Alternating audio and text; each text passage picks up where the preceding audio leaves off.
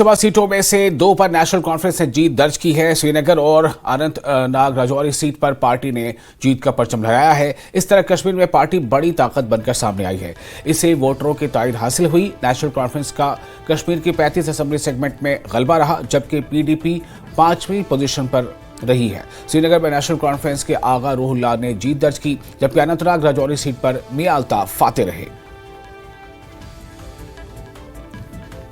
और ईशान वानी हमारे साथ मौजूद है इस खबर पर ज्यादा जानकारी के साथ। ईशान, नतायज सामने आ चुके हैं और अब जाहिर है कि उसके एनालिसिस हो रही है। पार्टी अपने लेवल पर जो है वो उसे देख रही है कि हमें कहाँ कितनी हिमायत मिली, कितनी नहीं मिली। सवाल यहाँ पर नेशनल कॉन्फ्रेंस को लेकर है। हम ये जानना चाहेंगे आपसे कि नेशनल कॉन्फ्रेंस जो ये दावे कर रही है कि हमें लोगों का अच्छा खासा सपोर्ट मिला है, इल्ला ये कि उमर अब्दुल्ला अपनी सीट हार जाते हैं, लेकिन फिर भी कितनी जो है वो ताकतवर बनकर उभरी नेशनल कॉन्फ्रेंस?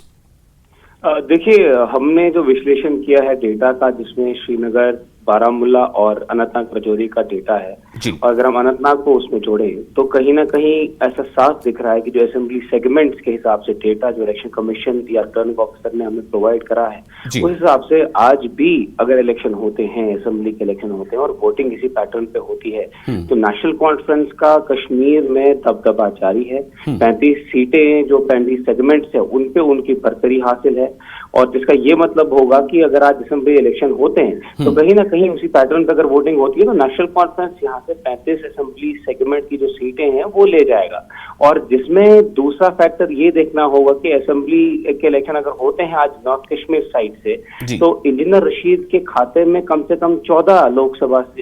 जो असेंबली सीटें हैं उस पर उनका दबदबा है। तो कहीं ना कहीं ये जो नंबर का खेल है वो आपको कहानी बताता है कि अभी भी नेशनल कॉन्फ्रेंस का दावा है कि हालांकि उनके जो नेता हैं उमर अब्दुल्ला के हारने से नेशनल कॉन्फ्रेंस कैंप जरूर उदास है, लेकिन अगर आप डेटा देखें जिसमें अनंतनाग का हो, चाहे श्रीनगर का हो या बारामुल्ला का हो, उसमें अभी भी बरतरी जो है सेगमेंट वाइज अगर हम डिवाइड करें डेटा तो वो नेशनल कॉन्फ्रेंस के पास है। लेकिन जो नई उभरती पार्टियां हैं, जैसे सज्जाद लोन की पार्टी है, तो उनके जो असेंबली सेगमेंट है उन पे एक सीट पे जहां से उन्होंने पहले भी रिप्रेजेंट करा है उस पे अभी भी उनके नंबर्स जो है, वोट शेयर जो है वो ज्यादा है। और वहीं इंजीनियर रशीद के पास कम से कम 14 सेगमेंट्स पे जो है लीड और बरतरी हासिल है। देखिए, हमने काफी नेशनल कॉन्फ्रेंस के लीडर से भी बात की। जो इंजीनियर रशीद का फैक्टर जो अभी भी बात हो रही है उसमें ये साफ तौर पर उभर के आ रहा है कि जहां पर नेशनल कॉन्फ्रेंस के अपने वोट बैंक था उसमें से भी जो है नेशनल कॉन्फ्रेंस से वोट निकल के इंजीनियर रशीद को इस बार पड़े हैं। क्या ऐसी वोटिंग पैटर्न जो है असेंबली इलेक्शन में होती है वो देखने लायक होगी, लेकिन फिलहाल जो डेटा बता रहा है, विश्लेषण जो हमने किया है, उससे ये साफ तौर पर पता चल रहा है कि कम से कम 35 असेंबली सेगमेंट पे जो है नेशनल कॉन्फ्रेंस का दबदबा है, और वहीं 14 असेंबली इस कॉन्स्टिट्यूएंसीज पे इंजीनियर रशीद। और वहीं खास तौर पर ये देखने की बात होगी जो पीडीपी है, जम्मू कश्मीर पीडीपी जिसकी महबूबा मुफ्ती सरबराह है, वो खाली 5 सेगमेंट्स पे जो है लीड करे हुए है, जिसमें 3 महबूबा मुफ्ती के खाते में है और 2 जो है वही पर्रा के जहां पे उन्हें इलेक्शन लड़ा था, पुलवामा हो और भी एक इलाका है असेंबली सेगमेंट का पुलवामा में, उन पर उनकी लीड है। तो कुल मिलाकर 5 असेंबली सेगमेंट्स पे उनकी लीड है। वहीं नेशनल कॉन्फ्रेंस के कम से कम 35 असेंबली सेगमेंट्स पे लीड है। क्या इसी पैटर्न पे असेंबली इलेक्शन जब होते हैं उस पर वोटिंग होती है वो देखना जरूरी होगा। क्या कैसे जो है आगे इसमें प्रोग्रेस होती है, क्या नेशनल कॉन्फ्रेंस अपने असेंबली के जो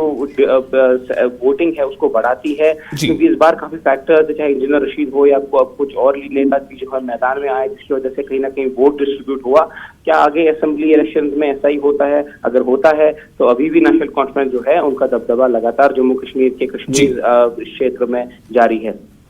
जी ईशान, मैं चाहूंगा जरा आप एक बार फिर से हमें जरा जो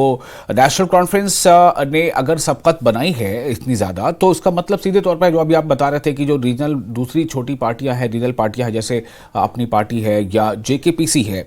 तो इन पार्टियों का क्या मुस्तकबिल आप देख पा रहे हैं? जेकेपीसी के लिए खुसूसन अगर हम बात करें,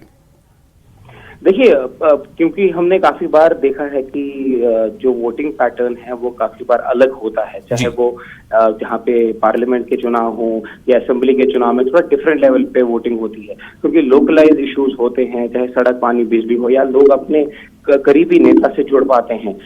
तो उसमें कैसा इनका रोल रहेगा वो जरूरी होगा। ये अल्ताफ बुखारी ने हमें बताया था कि ये इलेक्शन जो है उनके लिए टेस्टिंग ग्राउंड है, लेकिन उनके हिसाब जो डेटा है उसके हिसाब से उनको किसी भी जो असेंबली सेगमेंट है उसमें लीड हासिल नहीं है। तो जिसकी वजह से कहीं ना कहीं चाहे आज सवाल उठे, लेकिन अल्ताफ बुखारी ये कह सकते हैं, या जो पीपल्स कॉन्फ्रेंस में सज्जाद लोन की जो है एक सेगमेंट पे लीड है हंदवाड़ा में, जो कि उनका बैस्टियन रहा है, जहां से वो पहले भी चुन के आए हैं और मिनिस्टर भी रहे हैं बीजेपी पीडीपी कोalition में, तो वहां पर उनका दबदबा है। लेकिन क्या ये वोट बाकी सेगमेंट्स में वो ले सकते हैं, या नेता अगर जैसे इमरान अंसारी उनके नेता हैं जो पहले भी मिनिस्टर रहे हैं पीडीपी बीजेपी गवर्नमेंट में, अगर वो अपने सेगमेंट पे लड़ते हैं तो क्या वो वोट शेयर जो पीडीपी जो नेशनल कॉन्फ्रेंस का है या बाकी अन्य पार्टियों का है जैसे सज्जाद लोन या इंजीनियर रशीद का है, क्या वो डिवाइड हो पाता है बाकी पार्टियों में, ये देखना जरूरी होगा। क्योंकि हमेशा हमने देखा है ग्राउंड पे कि जो असेंबली के इलेक्शन होते हैं वो काफी अलग होते हैं पार्लियामानी चुनाव से, लेकिन कैसा इनका फ्यूचर रहेगा वो देखने लायक होगा। क्या वो कुछ सीटें निकाल पाएंगे कश्मीर में, क्योंकि उम्मीदें जो हैं लगातार उनसे ऊंची है, चाहे वो केंद्र में सरकार हो, क्योंकि केंद्र में सरकार यही मानती है जो क्योंकि लाइक माइंडेड पार्टी में अपनी पार्टी हो या पीपुल्स कॉन्फ्रेंस हो, उस पे जो है काफी हाई होप्स है कि वो कश्मीर से सीटें निकाल पाएंगी, क्योंकि 2019 के बाद ये पार्टियां जो हैं पीडीपी या बाकी अन्य पार्टी हो वहां से निकलकर बनी है और एक नई लीडरशिप की जो बात कर रहे थे